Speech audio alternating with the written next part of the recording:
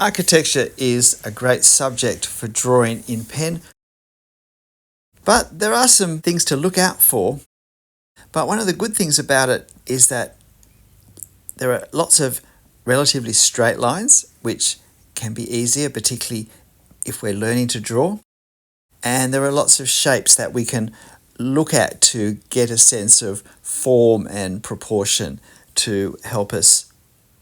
And there are lots of repeated elements as well in architecture. So that can also make it easier to draw because we're doing the same thing in the one drawing over and over, or similar things in similar drawings. So architecture is a great subject to consolidate drawing skills in. Now, this lovely sandstone church in the Australian city of Hobart is a great example of architecture to draw.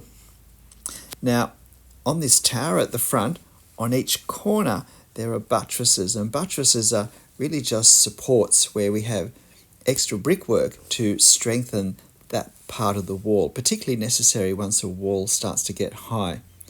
And you can see that as the buttress moves down the tower, it's under greater force, and so the buttress is thickened, it comes out, and it does that twice. So there are 3 levels of the buttress, and that is just a detail that's a little bit tricky to draw.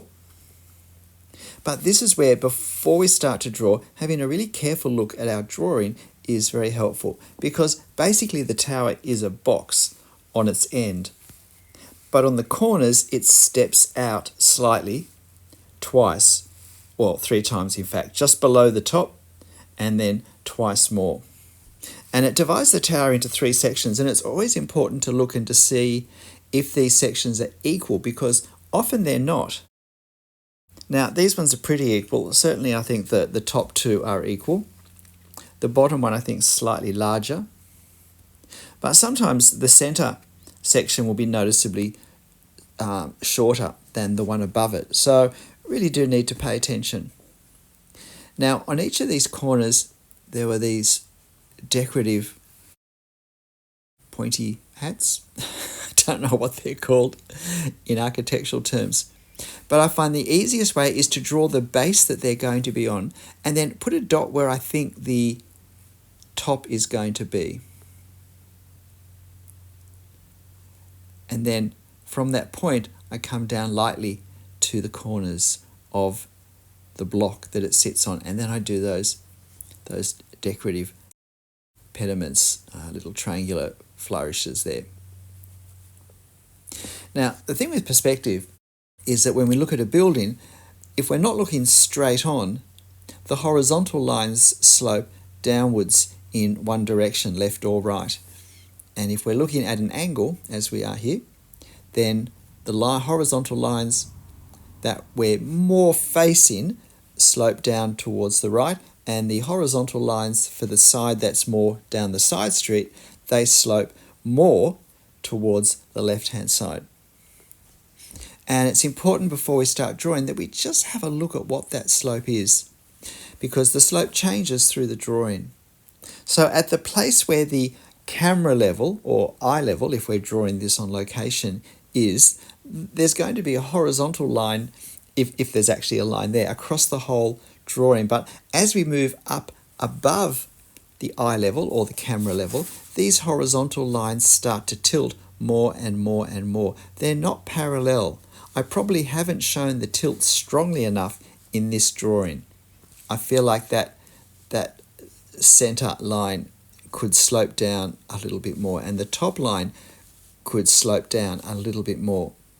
Because what we get is a fan-shaped pattern with a horizontal line where the camera level is, and then as the horizontal lines go up, the line tilts more and more and more in a fan shape, and below eye level it tilts more and more, but in the opposite direction. Often eye level is very low down, and so there are a lot more lines above it than there are below it. Now there's a couple of figures, and I put one of them in before I draw the church because it's going to be hard to draw him in afterwards. It's unfortunate that the shadow of the door kind of swallows him up. So I tried to leave a little halo effect around him of white paper. And then the door. Now, buildings such as this that have thick walls, where there are windows, the glass is invariably set back for some distance from the front of the stonework. And we need to show that. We need to show that depth by putting that extra line in to create the sense of depth. And if we don't, we still get a sense of a window being there, but it becomes a very flat surface window, more like a cartoon window that's just been drawn onto the outside of the wall. So now I'm going down the left-hand side. These lines, buttress lines, are coming out again. And then I've got these side windows.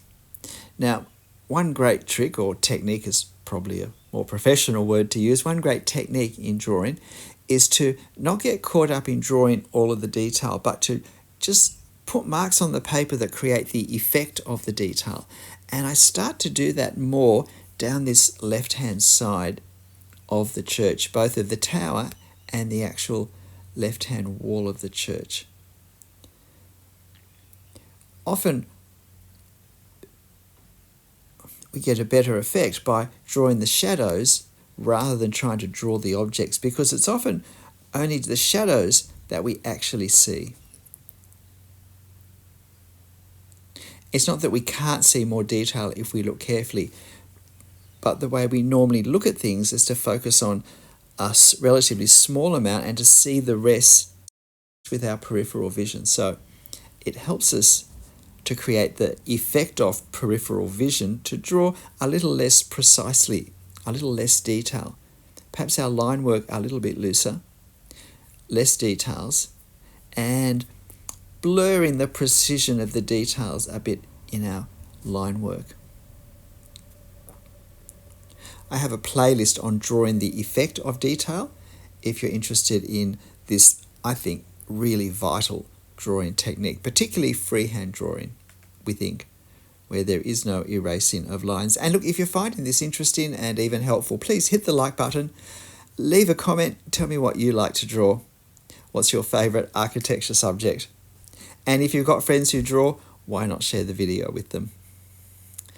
So I'm getting reasonably close. This took about 25 minutes to draw in real time. So in my mind, that's a relatively quick drawing. I was never going to be overly precise or overwork the detail with it. I would have liked to have got those perspective angles just a little more angled as they got higher. But the other thing to bear in mind is the overall proportions. And if I look at this tower, I feel like it's just a little bit too wide. And I don't think the problem's so much the side that we face more front on, but it's that side face should have been a bit narrower, with the lines I did. So it's always good to critique our drawing, not be critical of it, but to look at it and work out what isn't working as well as I would have liked, because that gives me something to be particularly aware of in my next drawing. And if we tend to draw the same sort of subjects, as I said, that can be a helpful thing, because I'll probably have another opportunity to draw that sort of drawing architectural element better even in the next subject that I do. Of course, I could always redraw this subject, which is a very sound learning experience thing to do, because I get to start with all the information I've learned from drawing it the first time. So hopefully I can hold on to all the good lines I put, all the good strategies I had, all the techniques that work, and I can ditch the ones that weren't so successful or do them better in the way I think they need to be done better. So I'm just suggesting this neighbouring house here and the darkness of this shrub using different line work. And again, it worked out really badly with that figure walking past, because again, I'm putting black against black. Now, I'm not sure whether this worked particularly, but I'm just doing some hatching lines for a couple of the shadows that we can see on these buttresses. There aren't any particularly strong shadows on the building because it was a very cloudy day, and so that diffused all of the light. And I did manipulate this a little bit on my phone camera to just make the overall church a little bit lighter because it was a bit dark. I wanted to just bring out some of the detail. Now I just do some suggestive lines to indicate the stonework because I thought it did look a bit blank, and seeing the stonework is part of how we see the effect. But with every horizontal line, it has to fit that fan-shaped pattern that I was talking about. And I think these horizontal lines I'm doing just now are a little too horizontal. I don't think they angle up with enough regularity from where they are level down near that man's head as they move up. So again, that's something for me to bear in mind the next time I'm doing this. So I'm just finishing now with these suggestions. I don't want to draw all the bricks, all the stone blocks, because that will end up looking too overwhelming. Even this might be just a little bit heavy. I might have taken a lighter pen. This is a 0.2mm pen. And I've just been editing this while I've been going for a walk, and I realised that somehow I've deleted the rest of the voiceover. So I'm back to recording in the bush with the Australian cicadas singing all around me, though not quite as loudly as last night. But if you'd like to have a go drawing this church, why not go to my channel community page, and there you'll find this reference photo and you can have a go drawing it yourself. It really is a great subject, I think, to draw, to practice, to improve, to repeat. G'day, I'm Stephen Travers. But whatever you end up drawing, however you draw it, however it turns out, make sure you have fun. I'll see you next time. Bye.